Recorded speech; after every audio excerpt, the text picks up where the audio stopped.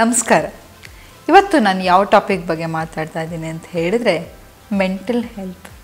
ನೋಡಿ, ಪ್ರತಿಯೊಬ್ಬ ಮನುಷ್ಯನಿಗೂ ಮನಸ್ಸು ಅನ್ನೋದು ತುಂಬಾ ಮುಖ್ಯ.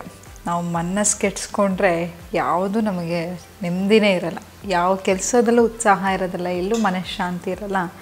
ನಮ್ಮ ಎಸೆನ್ಸ್ ಆಫ್ ಲೈಫ್ ಏನಪ್ಪ ಅಂತ ಹೇಳಿದರೆ ಜಾಯ್ ಆ್ಯಂಡ್ ಹ್ಯಾಪಿನೆಸ್. ನಾವು ಎಲ್ಲರೂ ಕಷ್ಟಪಡೋದು ಅದಕ್ಕೆ.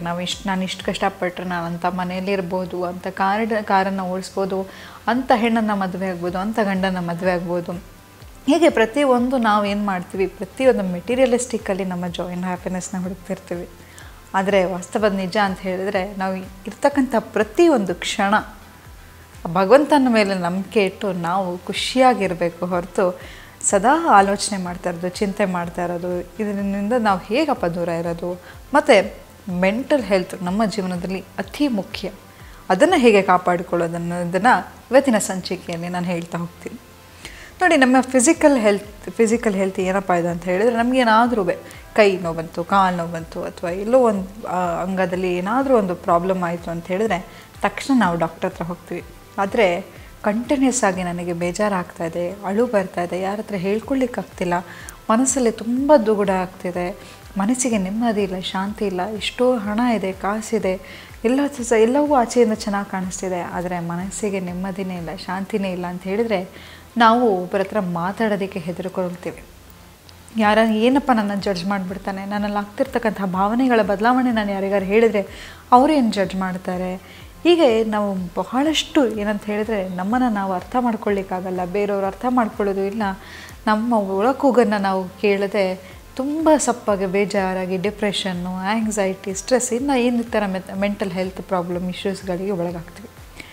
ಇದಕ್ಕೆ ಏನಪ್ಪ ಸೊಲ್ಯೂಷನ್? ನಮ್ಮ ಮೆಂಟಲ್ ಹೆಲ್ತನ್ನು ಏನು ಕಾಪಾಡ್ಕೊಳ್ಳೋದು, ಹೇಗೆ ಕಾಪಾಡ್ಕೊಳ್ಳೋದು ಅಂತ ನಾನಿವತ್ತು ಹೇಳ್ತೀನಿ. ನೋಡಿ, ಫಿಸಿಕಲ್ ಹೆಲ್ತ್, ನನಗೀಗ ಏನೋ ಒಂದು ಹೊಟ್ಟೆ ಕೆಟ್ಟಿದೆ ಅಂತ ಇಟ್ಕೊಳ್ಳಿ. ತಕ್ಷಣ ನಾನು ಡಾಕ್ಟ್ರಿಗೆ ಹೋದರೆ ಡಾಕ್ಟ್ರೇನು ಹೇಳ್ತಾರೆ, ಏನು ಡಯೆಟನ್ನು ಕನ್ಸಂಪ್ಷನ್ ಮಾಡ್ತಾಯಿದ್ದೀರಾ, ಏನನ್ನು ತಿಂತಾಯಿದ್ದೀರಾ ಅಂತ ಕೇಳ್ತಾರೆ ಅಲ್ವಾ. ನಿಮ್ಮ ಫುಡ್ ಡಯೆಟ್ ಹೇಗಿದೆ, ಹೇಗೆ ವರ್ಕೌಟ್ ಮಾಡ್ತೀರಾ ಅಂತ. ಹಾಗೆ ಮೆಂಟಲ್ ಹೆಲ್ತ್ ಕೂಡ ತುಂಬಾ ಮುಖ್ಯ. ನಾವು ಯಾವಾಗ ನಮ್ಮ ದೇಹಕ್ಕೆ ಅಂತ ಹೇಳಿದರೆ, ನಮ್ಮ ದೇಹಕ್ಕೆ ಹೇಗೆ ನಾವು ಆಹಾರ ಕೊಡ್ತೀವೋ ಮೆಂಟಲ್ ಹೆಲ್ತ್ ಕೂಡ ಅಷ್ಟೇ ಇಂಪಾರ್ಟೆಂಟ್. ನಾವೇನು ಮಾಡ್ತೀವಿ, ಬೆಳಗ್ಗೆ ಎದ್ದ ತಕ್ಷಣ ಮೊಬೈಲ್ ನೋಡೋದು, ಯಾರು ನನಗೆ ಗುಡ್ ಮಾರ್ನಿಂಗ್ ಕಳಿಸಿದ್ರು, ದಿನ ಗುಡ್ ಮಾರ್ನಿಂಗ್ ಕಳಿಸಿಲ್ಲ ಅಂದರೆ ಬೇಜಾರು, ಅಥವಾ ಇನ್ನೊಂದೇನು ಅಂತ ಹೇಳಿದರೆ ಯಾರು ನನಗೆ ಇಂಪಾರ್ಟೆನ್ಸ್ ಕೊಡ್ತಿದ್ದಾರೆ, ಇವತ್ತೇನಾಯಿತು, ಫೇಸ್ಬುಕ್ಕಲ್ಲಿ ಏನಾಯಿತು, ಇನ್ಸ್ಟಾಗ್ರಾಮ್ ಏನಾಯಿತು, ಟಿಕ್ಟಾಕ್, ಹೀಗೆ ಬೇಡತಕ್ಕಂತಹ ನಮ್ಮ ಮನಸ್ಸಿಗೆ ನಾವು ತೊಗೋತಾ ಹೋಗ್ತೀವಿ. ಯಾಕಂತ ಹೇಳಿದ್ರೆ ನಾವು ಎದ್ದಾಗ ಏನಂತ ಹೇಳ್ತೀವಿ, ನಮಗೆ ಏನನ್ನ ಬೇಕಾದ್ರೂ ಮ್ಯಾನಿಫೆಸ್ಟ್ ಮಾಡೋ ಶಕ್ತಿ ಇರುತ್ತೆ. ಅದನ್ನು ನಾವು ಒಳ್ಳೆ ರೀತಿ ಅಂತ ಹೇಳಿದರೆ ಮೆಡಿಟೇಷನ್ ಆಗಿರ್ಬೋದು, ಒಂದು 5 ನಿಮಿಷ ನಿಮ್ಮ ಉಸಿರನ್ನು ನೀವು ಗಮನ ಇಟ್ಟು ನೋಡೋದಾಗಿರ್ಬೋದು, ಅಥವಾ ಭಗವಂತನಿಗೆ ಇವತ್ತೊಂದು ಹೊಸ ದಿನ ಕೊಟ್ಟೆ ಅನ್ನೋದು ಗ್ರ್ಯಾಟಿಟ್ಯೂಡ್ ತೋರಿಸೋ ಮೂಲಕ ಆಗಿರಬಹುದು. ಈ ಥರ ದಿನವನ್ನು ಶುರು ಮಾಡೋದು ಬಿಟ್ಟು ನಾವು ಸದಾ, ಯಾಕಂತ ಹೇಳಿದ್ರೆ ನೀವು ನೋಡಿ ಬೇಕಾದ್ರೆ ಅಬ್ಸರ್ವ್ ಮಾಡಿ, ಬೆಳಗ್ಗೆ ನಮ್ಗೆ ಯಾವ ಆಲೋಚನೆ ಇರುತ್ತೋ ಇಡೀ ದಿನ ಆಲೋಚನೆ ನಮ್ಮನ್ನು ಕಾಡ್ತಾ ಇರುತ್ತೆ. ಮನುಷ್ಯನಿಗೆ ಸೆಲ್ಫ್ ಡಿಸಿಪ್ಲಿನ್ ಅನ್ನೋದು ಮುಖ್ಯ. ನಾನು ಎದ್ದು 1 ಅವರ್ ನನ್ನ ಮೊಬೈಲ್ ಮುಟ್ಟಲ್ಲ ಅಂತ ಹೇಳಿದರೆ ಮುಟ್ಟಲೇಬಾರ್ದು. ಯಾಕಂತ ಹೇಳಿದರೆ ಅದು ನಿಮ್ಮ ಇಡೀ ದಿನವನ್ನು ಡಿಸೈಡ್ ಮಾಡ್ತಾ ಹೋಗುತ್ತೆ. ಒಂದು ಪಾಸಿಟಿವ್ ಅಫರ್ಮೇಷನಿಂದ ಒಳ್ಳೆಯ ಮನಸ್ಸಿಗೆ ಒಳ್ಳೆಯ ರೀತಿಯಾಗಿರ್ತಕ್ಕಂಥ ಒಂದು ಯಾವುದೋ ಒಂದು ದೇವ್ರ ಹಾಡು ಕೇಳೋದಾಗಿರ್ಬೋದು, ಅದಕ್ಕೆ ಹೇಳ್ತಾರಲ್ಲ ಸುಪ್ರಭಾತ ಕೇಳೋದು ಅಂತಂದಾಗಿರ್ಬೋದು, ಏನೇ ಆಗಿರಲಿ, ನಮ್ಮ ಬೆಳಗ್ಗೆ ನೀವು ಬೇಕಾದ್ರೆ ಟ್ರೈ ಮಾಡಿ ನೋಡಿ, ಯಾವುದೋ ಒಂದು ಹಾಡನ್ನು ಕೇಳಿ, ಇಡೀ ದಿನ ಹಾಡು ನಿಮ್ಮ ಮನಸ್ಸಲ್ಲಿ ಗುಣಗ್ತಾನೆ ಇರ್ತೀರ. ಬೆಳಗ್ಗೆ ಏನು ಕೇಳ್ತೀರ ಅದೇ ಥರ ನಿಮ್ಮ ಥಾಟು ಕೂಡ. ಬೆಳಗ್ಗೆ ಏನನ್ನು ಆಲೋಚನೆ ಮಾಡ್ತೀರೋ ಆ ಆಲೋಚನೆ ಇಡೀ ದಿನ ನಿಮ್ಮಲ್ಲಿ ಕಾಡ್ತಾ ಇರುತ್ತೆ. ಸೊ ಹಾಗಾಗಿ ಪ್ರತಿ ಬೆಳಗ್ಗೆ ಎದ್ದ ತಕ್ಷಣ ಪಾಸಿಟಿವ್ ಥಿಂಕಿಂಗನ್ನು ನೋಡಿ. ಮೊಬೈಲಲ್ಲಿ ಏನಾಗುತ್ತೆ ಅಂತ ಹೇಳಿದರೆ ನಮಗೆ ಗೊತ್ತಿರಲ್ಲ, ಒಳ್ಳೆ ವಿಷಯನೂ ಬರುತ್ತೆ, ಕೆಟ್ಟ ವಿಷಯನೂ ಬರುತ್ತೆ. ಆದರೆ ಕೆಟ್ಟ ವಿಷಯನ ನಾವು ಬೇಗ ಸಂಗ್ರಹಿಸ್ಬಿಡ್ತೀವಿ ಅಲ್ವಾ.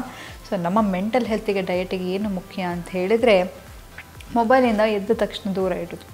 ಮತ್ತು ಇನ್ನೊಂದು ಏನಪ್ಪ ಅಂತ ಹೇಳಿದರೆ, ನಮಗೆ ಏನಾದರೂ ದುಃಖ ಆದರೆ ಏನು ಮಾಡ್ತೀವಿ ನಾವು, ನಮಗೇನು ಹೇಳ್ಕೊಟ್ಟಿರ್ತಾರೆ, ಗಂಡು ಮಕ್ಕಳು ಅಳಬಾರ್ದು, ಹೆಣ್ಮಕ್ಳು ಅಳಬಾರ್ದು, ಹೆಣ್ಮಗಳು ಥರ ಅಳ್ತಾ ಇದೆಯಾ ಅಂತ. ನಮಗೆ ದುಃಖ ಆದಾಗ ಏನಂತ ಹೇಳಿದರೆ ನಾವು ಯಾವತ್ತೂ ಅಷ್ಟೇ ಇಮೋಷನ್ಸನ್ನು ಕಂಟ್ರೋಲ್ ಮಾಡೋಕ್ಕೆ ಹೋಗಬೇಡಿ. ನಗೋದೊಂದು ಎಮೋಷನ್ ಆದರೆ ಅಳೋದು ಒಂದು ಎಮೋಷನ್ ಅಲ್ವಾ. ಸೊ ಯಾವಾಗ ನಾವು ಎಮೋಷನ್ನ ಕಂಟ್ರೋಲ್ ಮಾಡ್ತಿರ್ತೀವೋ ಅದು ಯಾವಾಗ ಬರ್ಸ್ಟ್ ಆಗುತ್ತೆ ನಮ್ಗೆ ಗೊತ್ತಾಗಲ್ಲ. ಸೊ ನಮಗೆ ದುಃಖ ಆದಾಗ ಅತ್ತಾಗೋ ನಮಗೆ ಎಷ್ಟೋ ಒಂದ್ಸತಿ ರಿಲೀಫ್ ಸಿಗುತ್ತೆ. ನೋಡಿ, ಯಾರೋ ಒಬ್ಬರು ಸಾವನ್ನಪ್ಪಿರ್ತಾರೆ, ಎಷ್ಟು ನಾವು ನಮಗೆ ಅದು ಹತ್ತು ಒಂದು ಸಮಾಧಾನ ಆಗ್ತಾ ಹೋಗುತ್ತೆ. ಸೊ ಅಳುನ ಕಂಟ್ರೋಲ್ ಮಾಡಿಬಿಡಿ. ನಗೋದು ಹೇಗೋ ಅಳೋದು ಸಹ ಅದೊಂದು ಎಮೋಷನ್. ನಿಮಗೆ ಅಳಬೇಕು ಅನ್ಸಿದ್ರೆ ಹತ್ತು ಬಿಡಿ. ಮತ್ತಿನ್ನೊಂದು ಏನಂತ ಹೇಳಿದ್ರೆ ಜರ್ನಲಿಂಗ್. ನೋಡಿ, ಇವತ್ತು ನನ್ನ ಗೋಲ್ ಏನಪ್ಪ ಅಂತ ಹೇಳಿದ್ರೆ, ಇವತ್ತು ನಾನು ಎಷ್ಟು ಖುಷಿಯಾಗಿದ್ದೀನಿ, ಎಷ್ಟು ಸಂತೋಷವಾಗಿದ್ದೀನಿ, ನೆಕ್ಸ್ಟ್ ಡೇ ನಾನು ಇನ್ನೂ ಆ ಸಂತೋಷನ ಮಲ್ಟಿಪ್ಲೈ ಮಾಡಬೇಕು, ಇನ್ನೂ ಹೆಚ್ಚು ಸಂತೋಷವಾಗಿರಬೇಕು. This is of life. ನಾನು ಶುರುವಲ್ಲೇ ಹೇಳಿದೆ ಅಲ್ವಾ, ಜಾಯ್ ಆ್ಯಂಡ್ ಹ್ಯಾಪಿನೆಸ್. ನಿಮ್ಮ ಇಡೀ ದಿನದಿಂದ ದಿನಕ್ಕೆ ನಿಮ್ಮ ಮೆಂಟಲ್ ಹೆಲ್ತ್ ಇಂಪ್ರೂವ್ ಆಗಬೇಕು, ಅದು ನಿಮ್ಮ ಗೋಲ್ ಆಗಿರಬೇಕು. ಇವತ್ತು ನಾನು ಯಾವುದೋ ಒಂದು ಸಣ್ಣ ವಿಷಯಕ್ಕೆ ನಾನು ಇವತ್ತು ಬೇಜಾರು ಮಾಡ್ಕೋತಾ ಹೋದರೆ, ನಾಳೆ ಆ ವಿಷಯವನ್ನು ಇಗ್ನೋರ್ ಮಾಡಿ ನೆಕ್ಸ್ಟ್ ಡೇ ಅದು ಇನ್ನೂ ಬೆಟರ್ ಆಗಿರಬೇಕು. ಹೀಗೆ ಪ್ರತಿಯೊಂದು ದಿನಕ್ಕಿಂತ ದಿನಕ್ಕೆ ನನ್ನ ಮೆಂಟಲ್ ಹೆಲ್ತನ್ನು ಹೇಗೆ ಇಂಪ್ರೂವ್ ಮಾಡೋದು, ಅದು ಯಾವುದರಿಂದ ನಾವು ಅನಲೈಸ್ ಮಾಡ್ಬೋದು ಅಂತಂದರೆ ಜರ್ನಲಿಂಗ್. ಸೊ ನೀವು ಪ್ರತಿದಿನ ನಿಮ್ಗೆ ಏನೇನು ಭಾವನೆಗಳು ಅನಿಸ್ತಿರುತ್ತೆ ಅದನ್ನು ಬರಿತಾ ಹೋಗಿ. ಯಾಕಂತ ಹೇಳಿದ್ರೆ ಅದನ್ನು ಯಾರು ನೋಡ್ಬಿಡ್ತಾರೆ ಅಂತ ಅನ್ಸಿದ್ರು ನಿಮ್ದು ಹರಿದು ಬಿಡಿ, ಅಥವಾ ಎಲ್ಲೋ ಒಂದು ನಿಮಗೆ ಅಂತ ಒಂದು ಪ್ರೈವೇಟ್ ಜಾಗದಲ್ಲಿ ಸಿಕ್ಕಿದ್ರೆ ಆ ಜಾಗದಲ್ಲಿ ಇಡಿ. ಪ್ರತಿದಿನ ನಿಮ್ಮ ಹೆಲ್ತ್ ಏನಂತ ಹೇಳಿದ್ರೆ ಮೆಂಟಲ್ ಹೆಲ್ತ್ ದಿನದಿಂದ ದಿನಕ್ಕೆ ಇಂಪ್ರೂವ್ ಆಗ್ತಾ ಹೋಗಬೇಕು. ಮತ್ತು ಇನ್ನೊಂದು ಏನಪ್ಪ ಅಂತ ಹೇಳಿದ್ರೆ ಕಮ್ಯುನಿಕೇಷನ್. ನಮ್ಗೆ ಯಾವಾಗ ಏನಾದರೂ ಅನಿಸಿದರೆ, ಅಥವಾ ನನ್ನ ಸಂಗಾತಿ ಮೇಲೆ ನನಗೇನಾದ್ರು ಅಸಮಾಧಾನ ಇದ್ದರೆ, ಅಥವಾ ನನ್ನ ಮನೆಯವ್ರ ಮೇಲೆ ನನಗೆ ಅಸಮಾಧಾನ ಇದ್ದರೆ ಮಾತಾಡಿ. ಯಾರೂ ದೇವರಲ್ಲ. ನಿಮ್ಮ ಮನಸ್ಸಲ್ಲಿ ಏನು ಅನಿಸ್ತಿದೆ ಅಂತ ನೀವು ನನಗೆ ಹೇಳಿದರೆ ಮಾತ್ರ ಅರ್ಥ ಆಗತ್ತೆ ಹೊರತು ಅವರೇ ಅರ್ಥ ಮಾಡ್ಕೊಳ್ಳಿ. ಇಷ್ಟು ವರ್ಷ ಆಯಿತು ಮದುವೆ ಆಗಿ, ಇಷ್ಟು ಗೊತ್ತಾಗಲ್ವ, ನನ್ನ ಮಕ್ಳಿಗೆ ನನ್ನ ಬಗ್ಗೆ ಗೊತ್ತಾಗಲ್ವಾ? ಹೀಗೆ ನಾವು ಏನೇನೋ ಅನ್ರಿಯಲಿಸ್ಟಿಕ್ ಎಕ್ಸ್ಪೆಕ್ಟೇಷನ್ ಇಟ್ಕೊಂಡ್ಬಿಡ್ತೀವಿ. ಆಪೋಸಿಟಲ್ಲಿರೋರು ದೇವರಲ್ಲ. ಸೊ ಹಾಗಾಗಿ ಹೆಚ್ಚಾಗಿ ಮಾತಾಡಿ ನಿಮ್ಗೆ ಏನು ಅನಿಸಿದ್ರು ಅದು ನಿಮಗೂ ಅಷ್ಟೇ. ನಿಮ್ಗೆ ತುಂಬ ಬೇಜಾರಾಗ್ತಾಯಿದೆ, ನಿಮ್ಮನ್ನು ಅರ್ಥ ಮಾಡ್ಕೊಳ್ಳೋ ಒಂದು ಫ್ರೆಂಡ್ಸ್ ಯಾರು ಇರ್ತಾರೆ. ಸೊ ಹಾಗಾಗಿ ಅವ್ರ ಹತ್ರ ನಿಮ್ಮ ಭಾವನೆಗಳನ್ನು ಹಂಚ್ಕೊಳ್ಳಿ. ಈ ಎಲ್ಲ ಸೈಕಲಿಂದ ಬ್ರೇಕ್ ತಗೊಳ್ಳಿ. ಮೆಂಟಲ್ ಹೆಲ್ತು ತುಂಬಾ ಇಂಪಾರ್ಟೆಂಟು. ಇದು ಯಾರೂ ನಿಮ್ಮ ಹತ್ರ ಹೇಳ್ಕೊಳಕ್ಕಾಗಲ್ಲ. ನಂಗೆ ಯಾರೂ ನಂಬಿಕೆಸ್ತರು ಇಲ್ಲ ಅಂತ ಹೇಳಿದ್ರೆ ಥೆರಪಿಸ್ಟ್ ಹತ್ರ ಹೋಗಿ, ಕೌನ್ಸಿಲರ್ ಹತ್ರ ಹೋಗಿ, ಸೈಕಾಲಜಿಸ್ಟ್ ಹತ್ರ ಹೋಗಿ, ಅಥವಾ ಯಾರಾದರೂ ನಿಮಗೆ ಧೈರ್ಯ ತುಂಬವರು ಮೋಟಿವೇಟ್ ಮಾಡೋಂಥವ್ರ ಹತ್ರ ಹೋಗಿ. ಯಾಕಂತ ಹೇಳಿದರೆ ಮೆಂಟಲ್ ಹೆಲ್ತ್ ಅನ್ನೋದು ತುಂಬಾ ಇಂಪಾರ್ಟೆಂಟು. ನಾನು ಇವಾಗ ನೋಡಿ, ಎಷ್ಟೇ ನಾವು ಕಾಸ್ಟ್ಲಿ ಆಗಿರೋ ಬಟ್ಟೆ ಹಾಕಲಿ, ಎಷ್ಟೇ ದೊಡ್ಡ ಅರಮನೆಯಲ್ಲಿರಲಿ, ನನ್ನ ಮನಸ್ಸಲ್ಲಿ ನೆಮ್ಮದಿ ಇಲ್ಲ ಅಂತ ಹೇಳಿದ್ರೆ ನಾನು ಎಲ್ಲೂ ನೆಮ್ಮದಿಯಾಗಿ ಸಂತೋಷವಾಗಿರ್ಲಿಕ್ಕೆ ಸಾಧ್ಯವೇ ಇಲ್ಲ. ಸೊ ಹಾಗಾಗಿ ನಿಮ್ಮ ಮನಸ್ಸಿನ ನೆಮ್ಮದಿ, ಶಾಂತಿ ತುಂಬಾ ಮುಖ್ಯ. ಮತ್ತು ಎಲ್ಲದಕ್ಕೂ ಮಿಗಿಲಾಗಿ ನಾನು ಯಾವಾಗಲೂ ಹೇಳ್ತಾನೇ ಇರ್ತೀನಿ, ನಿಮ್ಮ ದೇಹಕ್ಕೆ ಡೈಲಿ ಸ್ನಾನ ಮಾಡ್ತೀರಲ್ವ. ಮನಸ್ಸಿನ ಸ್ನಾನ ಏನಪ್ಪ ಅಂತ ಹೇಳಿದರೆ ಮೆಡಿಟೇಷನ್. 10 ನಿಮಿಷ ನಿಮ್ಮೊಟ್ಟಿಗೆ ನಿಮ್ಮ ಸ್ಟಿಲ್ನೆಸ್, ನಿಮಗೆ ಯಾವ ದೇವರನ್ನು ನಾನು ನೆನೆಸ್ಕೊಳ್ಳಿ ಅಂತ ಹೇಳ್ತಾ ಇಲ್ಲ, ಅಥವಾ ಏನೇ ಮಾಡಿ ಅಂತ ಹೇಳಿ 10 ನಿಮಿಷ ಸ್ಟಿಲ್ನೆಸ್, ಬರೀ ನಿಮ್ಮ ಬ್ರೀತಿಂಗನ್ನು ಕಾನ್ಸಂಟ್ರೇಟ್ ಮಾಡ್ತಾ ಹೋಗಿ. ಸೊ ನಿಮ್ಮ ಆಲೋಚನೆಗಳು ಈ ಮೂಲಕ ಚೇಂಜ್ ಮಾಡ್ತಾ ಹೋಗ್ಬೋದು. ಭ್ರಾಮರಿ ಪ್ರಾಣಾಯಾಮ ಆಗಿರಬಹುದು, ಇನ್ನಿತರ ಯಾವುದೋ ಒಂದನ್ನು ನಿಮಗೆ ಯಾವುದಾದ ಆಸನಗಳಿರ್ಬೋದು.